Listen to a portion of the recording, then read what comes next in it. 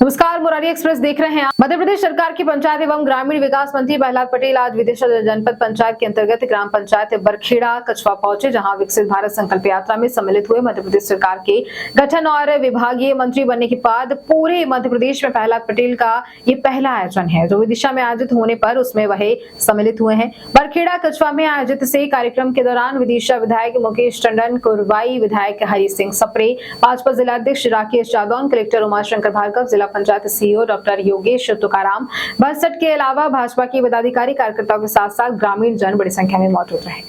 जी भाई साहब, आज का जो कार्यक्रम का आयोजन यहाँ किया गया था, विकसित भारत संकल्प यात्रा मोदी जी की दूरदर्शिता और उनके संकल्प का परिणाम।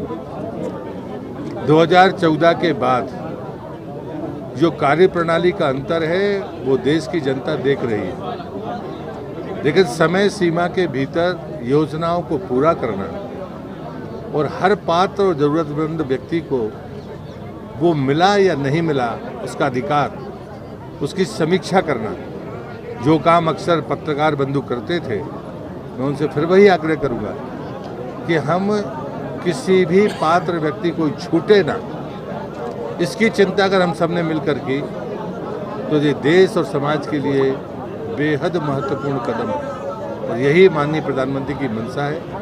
और इसलिए सप्ताह में एक दिन प्रधानमंत्री वर्चुअल जहाँ पर भी यात्रा पहुँचती है वहाँ जुड़ते हैं। आज वो जुड़ेंगे और हम उनका मार्गदर्शन भी लेंगे। मुझे भी पहली बार विदिशा के किसी सरकारी कार्यक्रम में आने का सौभाग्य मिला है। मैं बरखेड़ा की जनता के हृदय से आभारी हूँ और उन्हें शुभकामनाएं देता हूँ। विदिशा के लिए ज़्यादा योगदान रहेगा या मैंने कहा ना, आपका नाता है इसलिए व्यक्तिगत सवाल है। शौचालय भी हो, अगर शौचालय है तो फिर उसके बाद गैस कनेक्शन भी होना चाहिए, फिर बिजली भी होगी। ऐसी चीजों को हमें देखने के बाद ही मूल्यांकन करना चाहिए। आयुष्मान कार्ड तो हर व्यक्ति का, क्या इनको 100% परिवारों को आयुष्मान कार्ड मिल गया? जो बैकअप मैंने पूछा उसमें 145 सभी प्रधानमंत्री आवास पूरे हुए और 114 आवास प्लस है। इसका मतलब साफ है कि जब पहली सूची बनी होगी तब उस समय पात्र व्यक्तियों का ध्यान नहीं रखा।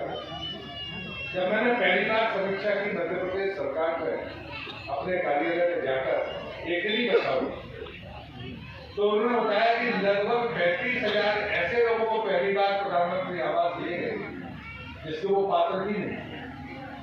और उसके बाद में जब दूसरी तीसरी किस्त उनको नहीं पहुंची तो स्वाभाविक है कि उनका मकान नहीं बना होगा, लेकिन सरकार उनसे पैसे भी नहीं वसूल पाई, क्योंकि आप कहाँ से वसूल होगी।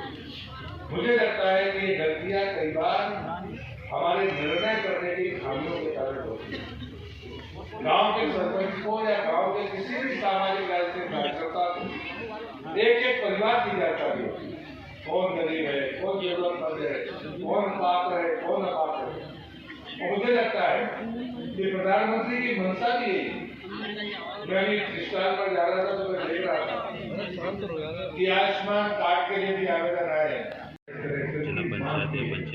हो सकता है कि सरकार की अगली योजना में अगर किसी के पास में जमीन है या किसी के पास में मौका तो वो सूची में नहीं आया, लेकिन जमीन अगर 4 एकड़ है तो 4 एकड़ का किसान अपने नुकसान बनाने में अभी भी तकलीफ में है।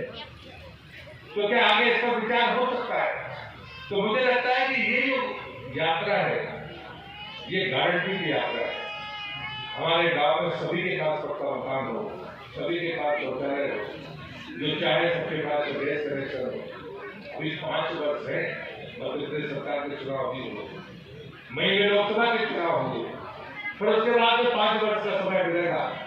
मैं इस बात पर जरूर गर्व करता हूँ कि कभी भी किसी ने इस सैचुरेशन की तरफ कि सभी को मिल गया कि नहीं, इसकी तरफ ध्यान नहीं दिया।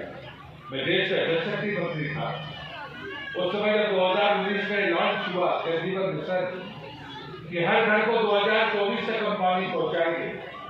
इस देश में किसी को भरोसा नहीं था और मैं आज गर्व से कहता हूँ, जब मैंने मंत्री पद से इस्तीफा देकर विधायक हो गया था उस समय 74% भारत के परिवारों तक पानी पहुंच गया। जब ये शुरू हुआ था 2019 में, तो कुल 14% के आसपास लोगों के पास पानी था। जरा कल्पना करिए कि 4 साल के भीतर कितनी बड़ी उछाल कि लगभग 50% लोगों को 4 साल में पानी मिल गया, जो देश की आजादी से लेकर 2019 तक नहीं मिला। ये बात हमें समझनी पड़ेगी। हमारा अपना गांव, यहाँ की सड़कें कैसी थी, आज कैसी है। ये जो बदलाव है, ये बदलाव लालच नहीं है, ये बदलाव हमारी जरूरत है और हमारे विकास का एक पैमाना है। लेकिन एक बात मैं जरूर आपको कहूँगा, प्रधानमंत्री ने 4 बातें कही। उन्होंने कहा कि जिन्हें आप जातियां मानते हो, वो जातियों के आधार पर भी हम बहुत सारे काम करते हैं, ये मेरा है, ये तेरा है। अगर आप गरीब को जाति मान लोगे, जरूरतमंद को जाति मान लोगे, तो कोई ऐसा आदमी नहीं है जो योजना का लाभ लेने से बच जाए। दूसरी जाति है किसान। इसमें तो कोई जाति दूसरी नहीं हो सकती। जिसके पास खेती है, हमारे 2 बंधुओं ने यहाँ पर आपके साथ अपनी बात कही, वो शायद ऐसा कभी बोल नहीं पाते। जिनने एक प्रधानमंत्री आवास और किसान सम्मान निधि के बारे में बोला, जिसके पास 2 और 4 एकड़ जमीन है, उसके लिए 2000 रुपये की कीमत है। जिनके पास में 100 एकड़ है, उनके लिए 2000 की कीमत नहीं होगी। लेकिन जिसके पास में 2 एकड़ जमीन है, उसके लिए 2000 रुपये की कीमत है, 6000 रुपये की कीमत है, 12000 रुपये की कीमत है। द्वारा जो निर्वाचित जनप्रतिनिधि,